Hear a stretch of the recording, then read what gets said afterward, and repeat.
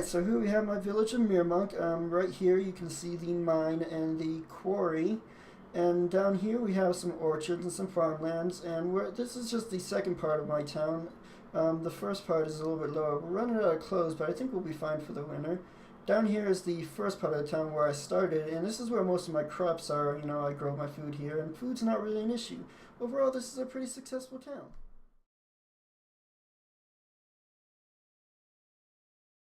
And this is what happens when you don't pay attention in this game. Everyone dies. Melody fast control unit.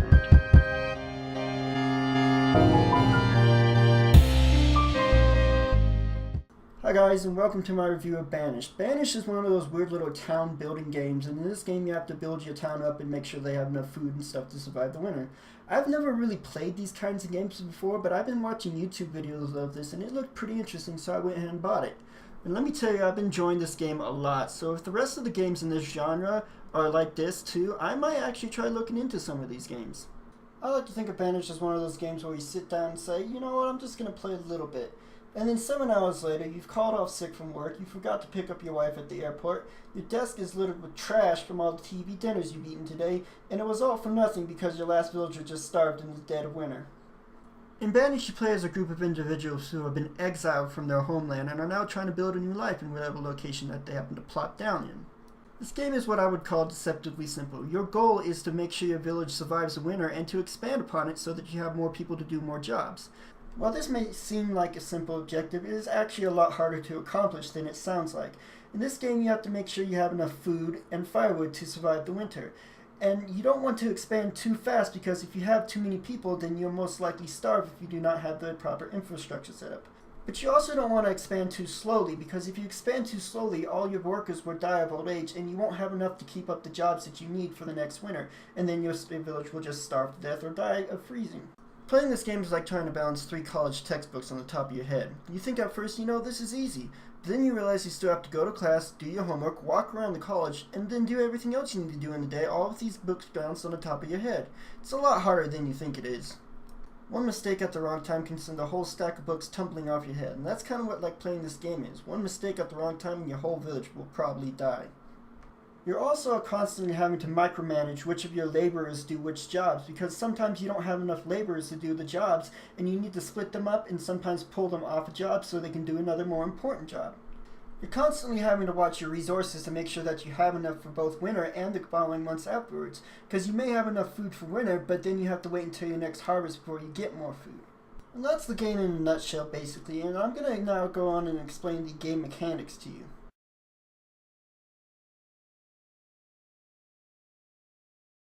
Ironically, in this game, the mechanics center around the one thing that is most likely going to fuck up your town, which are the people. The people in this game are your core asset. They're the ones that gather your food, chop your wood, get you more stone, and so on and so forth. And the whole mechanic of the game centers around being able to place your people at certain jobs and doing certain things. Laborers are the ones that chop down trees and do all the manual labor, and then there's specific ones such as blacksmith or farmer that do their specific little jobs. Your population is both your biggest help and your greatest enemy. The more people you have, the more jobs that you can do and the better off you are. But vice versa, the more people you have, the more you have to feed, and if you're not quite ready for those amount of people, then your village is probably going to die. Now your population is divided into 3 separate categories. There are your regular adults who can do all the jobs and everything that they need to be done. Then there are the students who are adults that are being educated, and educated adults do better jobs than uneducated adults. And then there are the children, who do fuck all and just sit around and eat shit all day while the parents do all the work. Having more children is a bad thing because they cannot work and all they do is take up resources. You want more adults than you do children. Now, using the user interface, you can delegate certain tasks to different adult members, and there are a lot of tasks to do, from everything from farming to blacksmithing to brewing beer. Now, all of the tasks you can assign are vital to the stability of your village. Beer can keep your citizens happy if they are sad, and food is obviously for eating. There are other tasks such as wood cutting and blacksmithing that provide tools and firewood to your people. Now, managing all these might seem like a giant chore to you, but with the user interface being as intuitive as it is, it really is quite easy to manage all of these jobs all at the same time. Now, there's another mechanic this game revolves around, and that is seasons. Just like in real life, there are 4 seasons. And each of these 4 seasons are separated into 3 different little separate sections. There's early, middle, and late seasons. And just like in real life, the spring and summer months are where you want to be gathering most of your food. The fall is where you want to start preparing for the long winter, and winter is where you just huddle in your huts and try and survive it. Now that's really all there is to the mechanics of the game. It is pretty simple, and again I go back to my term of deceptively simple. There are other mechanics such as natural disasters, but I'm pretty sure I don't need to explain to you what fires or diseases do to people. And here's something informative for you, just in case you really are that sheltered of a person.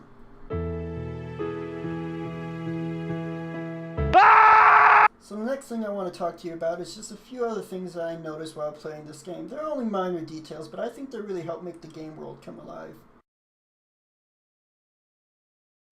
Now this section is probably going to be pretty short because there's not really much to talk about here, but there are a lot of small details that I wanted to point out because they really do help make the world come alive. One of the things I want to point out is the wilderness and how alive it really is. The little herds of deer that scamper about really add a nice touch to the wilderness, and they didn't really have to put this in there, but they did, and it makes the things come alive.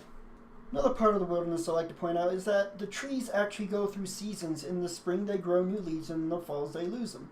And they also, if you're ever in the wilderness and just looking at trees, sometimes they'll fall over as if the wind blew them over, or as if they were dying by themselves. Another thing is that your villagers all have names, and they don't always die due to starvation or exposure or disease or whatever. Sometimes they die in little accidents, like if they're cutting down a tree, sometimes a tree can fall on them. And if they're working in a quarry, sometimes they can get crushed by a rock.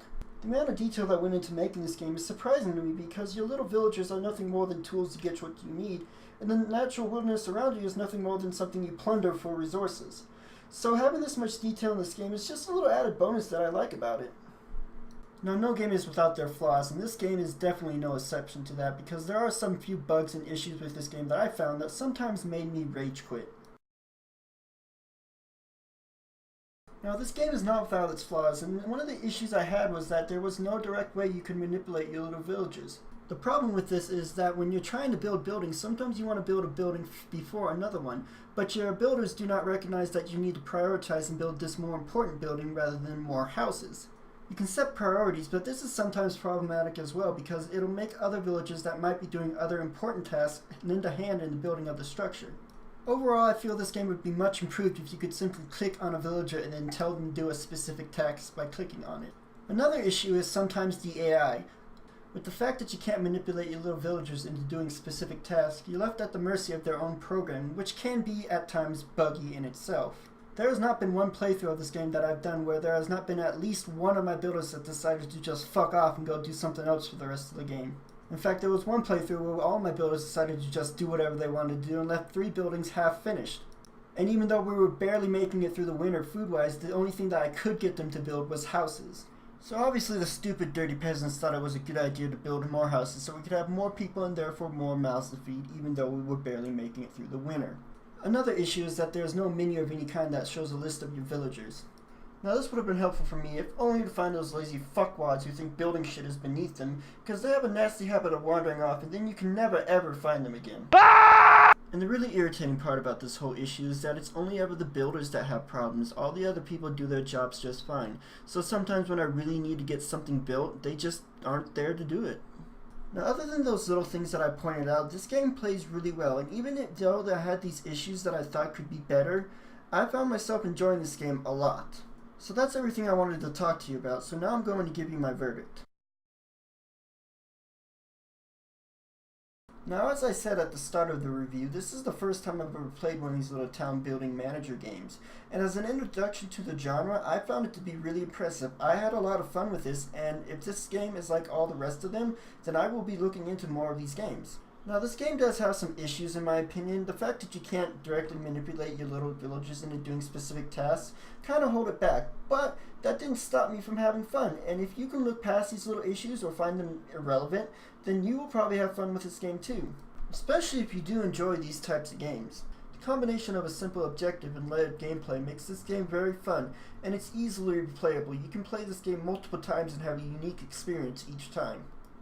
So my verdict for this game is that you should get it. It's fun, it's interesting, and it's easily replayable. You can get tons of hours out of this game, and it's only $20 on Steam. As far as introductions into the genre go, it grabbed my attention, and now I'm going to go out and see what other kind of games like this there are. Overall, the game was fun, and for the price that I paid for it, I just can't beat how many hours I've already put into it. Alright, so that's my review of Banished. I hope you liked it, and if you did, leave a like and subscribe to the channel. Until next time, my fellow gamers, goodbye.